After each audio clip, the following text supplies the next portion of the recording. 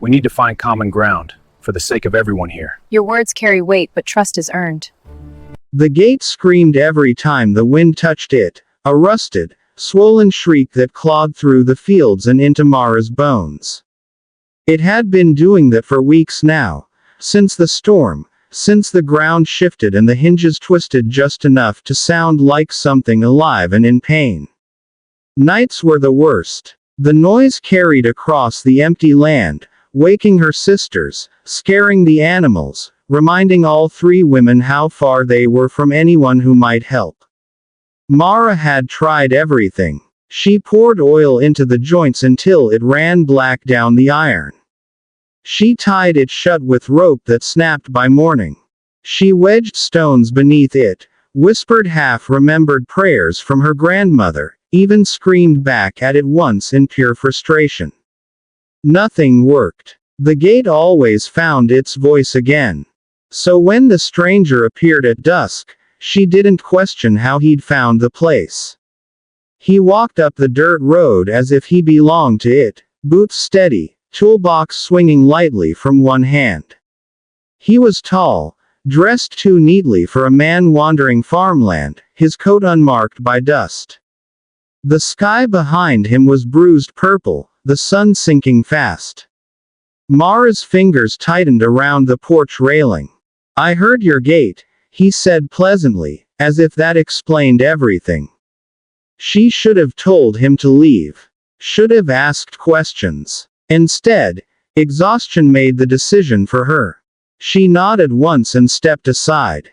He didn't waste time. He knelt, examined the hinge, tapped the metal like a doctor listening to a chest. When he worked, the world seemed to quiet around him. The wind softened. The animals stopped shifting in their pens. Even the air felt like it was holding its breath. His hands moved quickly but gently, tightening, straightening, correcting something deeper than a bent hinge. Mara watched, uneasy, unable to look away. When he finished, he stood and nudged the gate. Silence. No scream. No groan. Just the dull, obedient thud of iron closing as it should have all along. Relief flooded her so fast it made her dizzy. "How much?" she asked, already reaching for her pocket, though she knew there wasn't much there. He smiled, warm and careful. "No charge." She let out a shaky laugh. "Thank you. Really. But," he added, casually wiping his hands on his coat, "there's one condition." The word landed wrong. Mara looked up. The sun had nearly vanished now, leaving his face half in shadow. "Condition. Tonight," he said, meeting her eyes fully, "one of you has to marry me." Her laugh came again, sharp this time. "That's not funny. I'm not joking."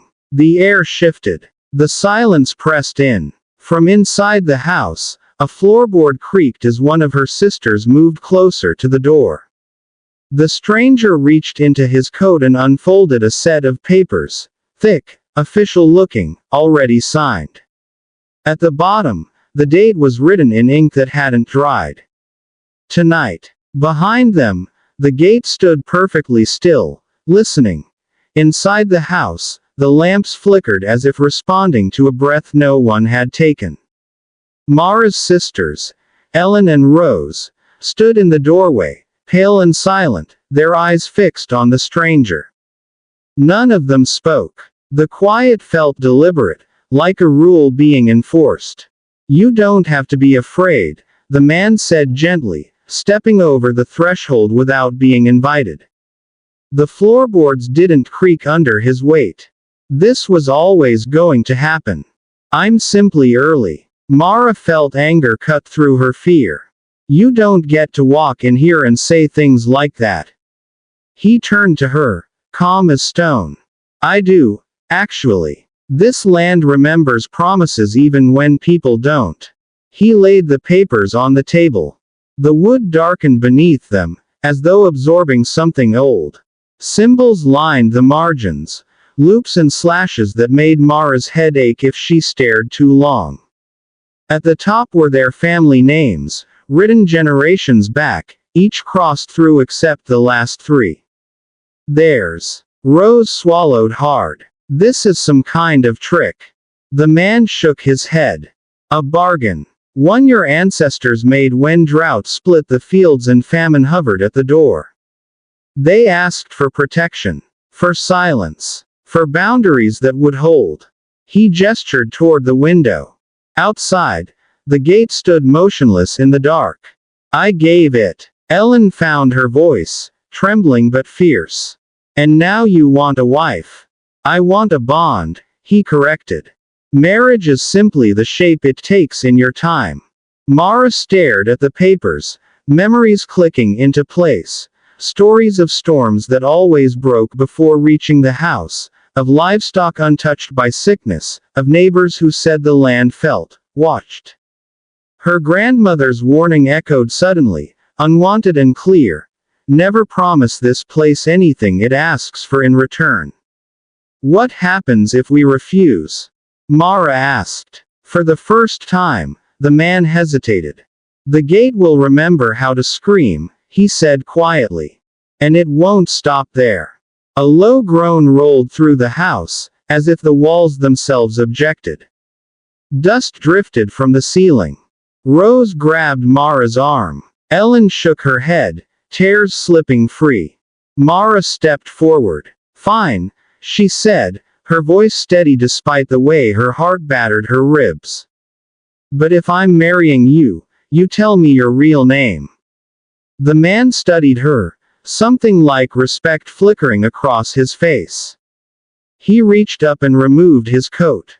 Beneath it, the air shimmered, just slightly, like heat over stone. Names are doors, he said. Once opened, they can't be closed. I'm already standing at one, Mara replied. So are you. Silence stretched. Then the man smiled. Not kindly, but honestly. My name, he said, as the one your land whispers when the night is too quiet. The lights stopped flickering. The house settled. Outside, the gate held firm. And somewhere deep beneath the soil, something ancient shifted, satisfied.